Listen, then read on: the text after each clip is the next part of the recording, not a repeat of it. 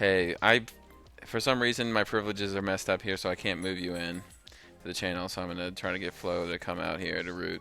Oh, he did. Mm. Okay. So have you two So met? is Avatar. You're you added an avatar? There is one. Oh, I'm I see running it. the Avatar. Flo, this is Lego. Lego, this is Flo. You've met now. Yeah, we know each other since ages already. Okay. It's a bit serious. I think so, yeah. Yeah, I've talked to you before, I think. I've seen a lot of my. You were a lot of times on my stream, and I was playing with you too.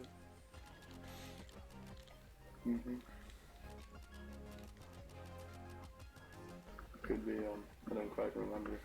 But then Lego thought you were a cam girl and kept making indecent proposals.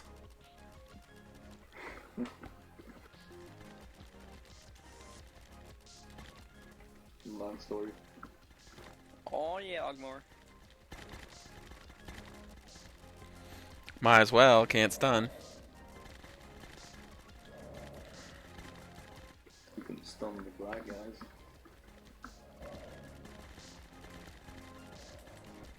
That's racist. No, not necessarily. They're black. They're probably guys.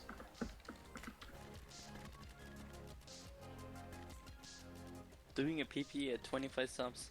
That is so cute. Doing a PPE? He's doing a PPE once he reaches 25 subscribers. Hey, those first 25 subscribers are a really big deal when you first get them. I remember when it was like having 100 subscribers, I was so happy. Yeah, you know what? I mean, yeah, 100 doesn't seem like a ton, but when you think about 100 people in a room, the people that you like don't know, that's a lot of people. Wait, I have 8,900 people in my room? Oh shit! Yeah, no, imagine if you went to, let's say, a moderately sized theater and you filled it with those people, it'd be still a pretty packed show, right? Like, I can think of plenty smaller comedy venues and smaller music venues where 7,000, 8,000 people is a full house. So, I mean, that's something. It's nothing compared to some other places, you know, and some other channels and sort of thing, but... No shatters. You got the frostbite. I appreciate every sub. I think of them as my best buddies. Why wouldn't you? I also appreciate all 9 of my subscribers. But you probably know your subs in and out, whereas most of my subs, I sadly don't know enough about them, and they refuse to comment or interact with me, so... Whose fault is that, Apparently I've gotten like 2,000 PMs from people that they're my biggest fan. So I have 2,000 biggest fans. They should really have a competition, like, where they make videos and compete, and then you pick the best video, and then that person's declared the biggest fan. Yeah, there are a lot of people telling me like, yeah, I'm your biggest fan, no one is a better fan than I am. Who have 2,000 of you guys. Can I add you on the list?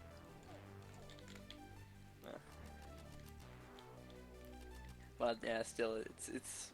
I never expected that I would like grow so much. I expected like to come at like 1,000. I dreamed that I had 100 million, but didn't really think that would happen. That I would get like tons of subscribers. Yeah, and, especially, it's been a pleasant surprise, especially since I don't try at all. But I would say that for the people that do try and they do a pretty good job, like Silver and Akale did a pretty good job. For those folks, it seems like the ceiling on this game is around 20 to 30,000 subscribers. Yeah. And I could see it could potentially go higher, but that would be unlikely. So I feel like that's sort of where it stops. Silverdoll is still getting a loads of subscribers. He's still going up and up and up. Yeah. He could show us where the true ceiling is.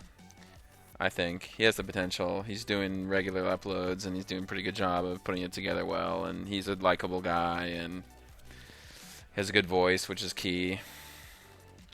Yeah, true. I've noticed with, sort of just looking at case studies of some of the big gaming channels, like your Pewds and your Markipliers and your... Yeah, they have their own programs for like smoothing the voice. Yeah, so those users, you can look and see the formula for success, and one of the keys is having a voice that appeals to the right people for your audience.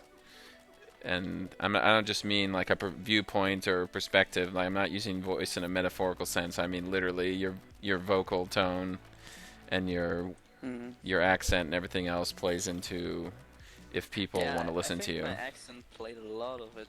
Like, I got like a huge load of PMs about my accent. Yeah, so it can work for you. Sometimes it works. I could imagine some people who would be great uploaders and great, have good ideas, but if they don't sound like, if they're annoying or maybe just not exciting or something, it could kick them in the butt and kind of backfire. I'm not sounding too exciting in my videos. I'm pretty normal and boring. Somehow people still enjoy watching it. Oh, I'm not saying that's every single person's going to require the same thing out of you. I don't think I have like some special voice, but I think for the high levels of success, when I was referring to the big channels, like the millions of subscribers. Yeah. Those people, you can't get that level without the right charisma, the right set of traits to your personality and to how you present yourself to appeal to the mass audience of that demographic of people that want to watch these types of let's plays and games. Yeah.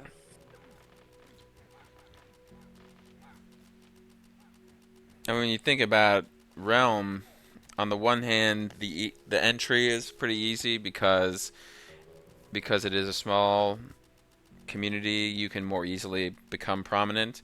But on the other hand, it's so small, so you're very limited. Realm got a huge potential, but I don't know. It really got a huge potential, but it doesn't go out. Like, if there would be like any advertisement or anything like that, I think it would like really come out of it. Well, yeah, they did try for a while there, didn't they?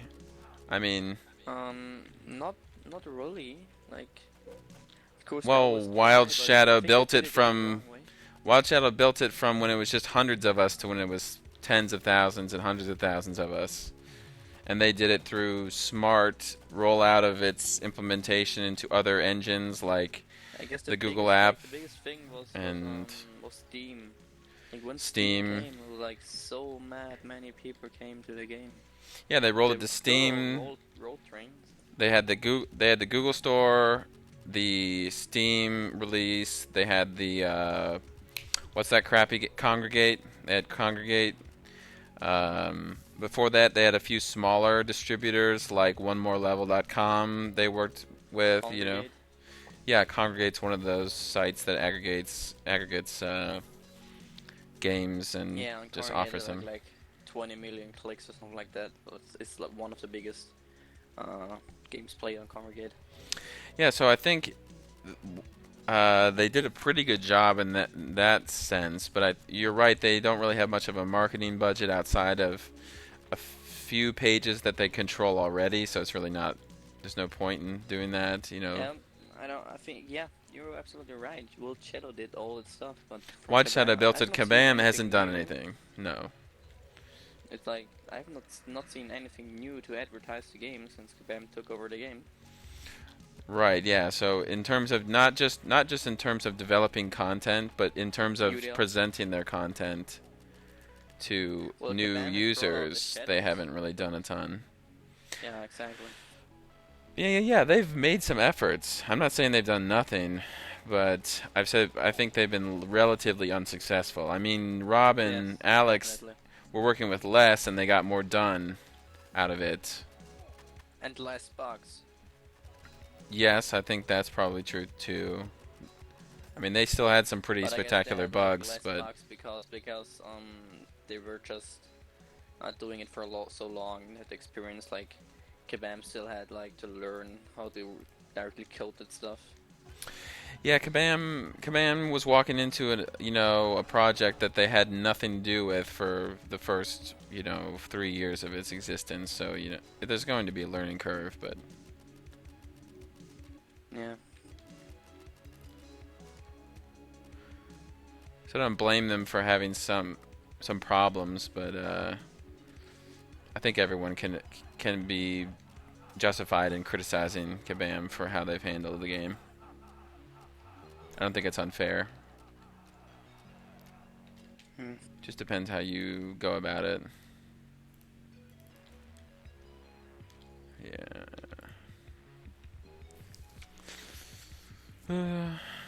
Oh, hey, Explorers. Didn't notice you came in. Where did you find the game? Like, did some friend of yours show the game or? Okay. Well, I joined in 2011 when it was still pretty small. There were only I'd say less than 100 really well-known regular players, and total players we probably only had a several hundred maybe. I don't know the numbers just because it was so small.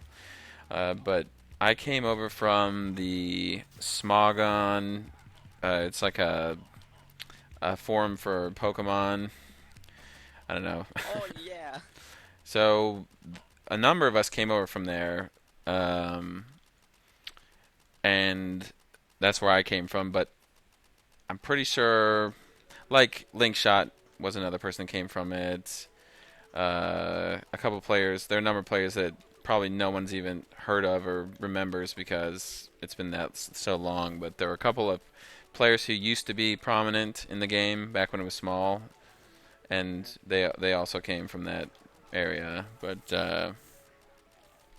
that's where I came out of it. But the originals like Dalek and Doc and a number of other people and X and Scode, they came from the actually. Brutus.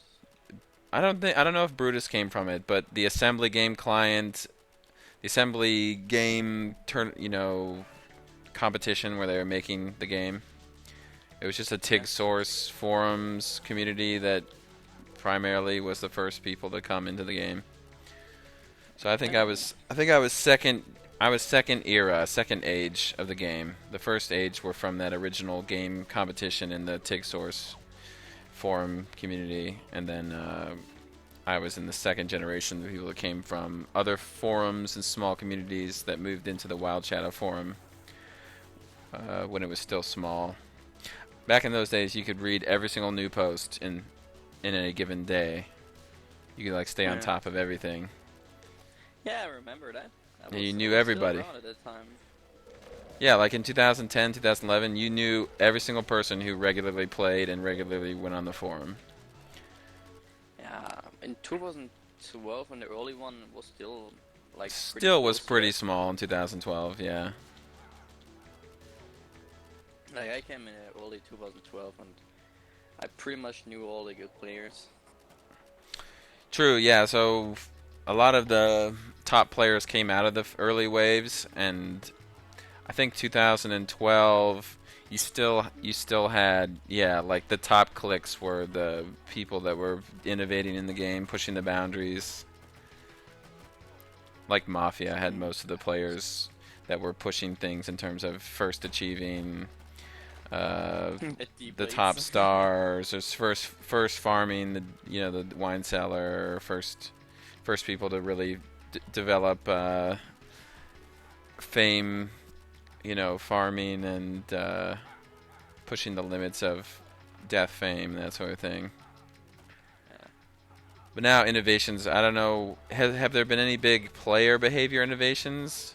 And I'm not talking about developments in the actual code of the game. I'm talking about developments in terms of how players play the game. Have there been any developments since 2014? I mean, I don't think so.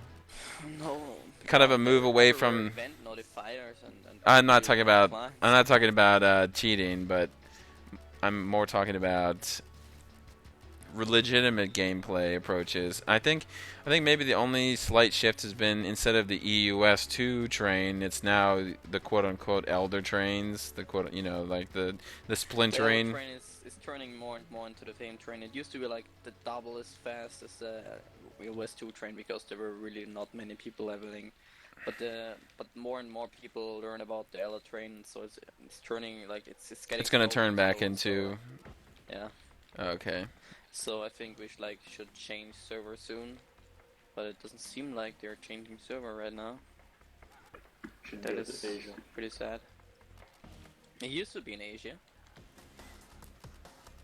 Where was the train at the start? Asia Southeast or Asia East? Should have kept it there. I don't remember. It was like say at first I think in Asia East, then it was in US West, then McKellen brought it to EOS 2. Pink fluffy train of doom. And now it's Zelda train and this in a specific server I don't want to mention in the video. Yeah, the original, and it really wasn't even a train. It was just hardcore Godlands farming. Was Asia, and then it moved into U.S. when the time zones shifted. Then players would just shift over to the U.S. Like I remember Kale keeping up with that because he was one of the first to try to go for like 2K base on everything, along with Anti-Law was obviously the innovator on that front, and he could tell you about how he went from Asia then over to U.S. depending on what time of day it was.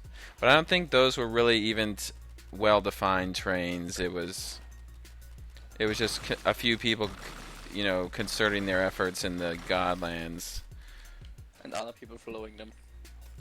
Yeah. But it's interesting just that the history of the game.